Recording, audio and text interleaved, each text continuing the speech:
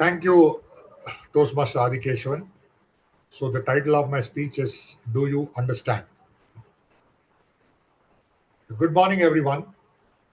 A lot of us speak, but when we speak, do we speak to reply or do we speak to be understood? That's a very big question that's always been plaguing not only us but everybody. You go to any communication trainer, the first question they will ask you is, do you speak to communicate or do you speak to be understood? And every one of us grapples with that.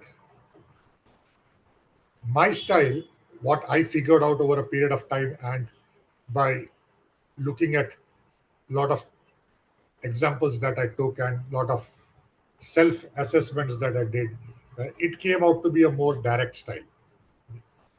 More direct style means you communicate, you want to get things done, and you want things to happen immediately.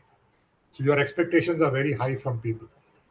You don't kind of wait to like give somebody a different uh, a chance to kind of learn something and come. You'll say, I just want it done. Let's do. If you can't do it, I'll do it. Okay. Now that's kind of a entrepreneurial streak also. So being an entrepreneur, I think that kind of rubbed off on me to say that you need to get things done quickly. But then over a period of time, I've also realized that I've got a second style to it, which is like giving people the freedom to understand and do whatever they want in a fixed period of time. So don't take all the time in the world to do this. Do it in a fixed period of time and then come back. And some of that learning has happened due to what I got imbibed during my school days. Now, in school days, you had a lot of subjects to learn: math, science, history, geography, English. But some of those were very dry subjects, especially maths, algebra. I always used to ask the teacher, what is the use of this when we grow up? Is this going to help us to make a living? And she used to be very angry because of that. And some of these subjects were so dry that you had to solve all these theorems and you have to kind of understand right why this is so. And for somebody who was not inclined to study maths, it was always a bore to kind of how to kind of do this. So you end up memorizing a lot of that stuff and then just blurting it out in the exam. So much so that if you miss one semicolon or one plus or minus, the entire theorem will go out of your head because the flow of the theorem is gone. Okay. But then you had other subjects like history or English, which were taught in a very different manner. I remember we had a history teacher. He was a principal of our college. He was a Jesus priest. I studied in a convent, so he was like the head of the convent, and he was the one who used to teach history. Now, here there was algebra, geometry, and all, which was cut and dry. You're just kind of understanding it, what is there, and trying to fit it into your head. But history was something which was very, very different. Now, that history teacher never taught from the textbook. Never. He used to come to us and he used to teach the entire, because we were learning world history at that time. He used to teach the entire world history based on his knowledge. And he used to refer to us books which we could read from the library, which will tell you what world history was. So he would talk all of that, and then lastly, he would come and refer to the textbook to say, oh, by the way, this is what the textbook says. So when somebody takes you through a journey of the world over the past, it's like going back in time and portrays to you the picture of how the world would have been at that point of time, what happened at that point of time, why wars were fought, why conquests happened, and then why certain kings or emperors were the way they were. Okay, the subject suddenly became more interesting because you are like traveling with the teacher. You're traveling through a story. The subject suddenly became more interesting. So much so that people used to look forward to his classes. Same thing with English. He used to teach English also. English also, the textbooks had William Wordsworth, Alfred Lord Tennyson, George Bernard Shaw, everybody in it. But he used to encourage us to go and read the works of those authors. So when you read George Bernard Shaw, or when you read T.S. Eliot, or when you read the others, you understood that subject much more. He encouraged us to read newspapers so that you could pick up new lines, new sentences, new phrases, and then come and explain it in class. Like I said, the textbook was always referred to at the last. So much so that here some of us were so disinterested to write maths papers. But when it comes to history and English, we used to pour pages and pages out.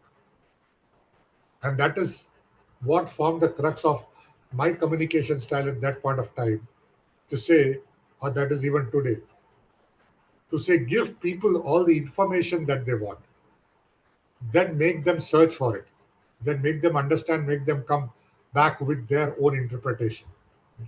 You don't force things down people's throat to say this is the only thing that you want to do. Being an entrepreneur, some of that streak is there where say, I want action, I want to get things done right now, I will do it. That is always there as a primary streak in me. But if I look at the secondary one, it is about go take your own steps, understand, learn, and then come back. And that is what helped us to build the organization when we started it up also. That style of letting people learn, letting people figure out, and letting people come back with their own theory, with their own examples in a finite time frame. So is there any great communication style? There is no great communication style. You look at people around you, there have been people who have been dictators, there are people who have taken everybody together, there are people who have been silent. So they just keep silent and then things happen. And then there have been people who have jumped into the thick of things to make things happen. So different communication styles are there. Everyone has more than one in them. I don't think everybody can always say, I have only one. Each of us, one of us has multiple. Only thing is the dominant one comes out depending on the situation that we are in. But all said and done, end of the day, it's all about how you connect with people, how you share your ideas with people, and how you can get others to work based on what you want them to do in a manner which they feel that it's not that you who have told them, it's they who have done it because it is their idea. Thank you, and back to you, Toastmaster of the day. Evaluations. So we had two speakers today. Our first speaker for today was distinguished Toastmaster Satish, and to evaluate his speech, we have Toastmaster Audhikesavan.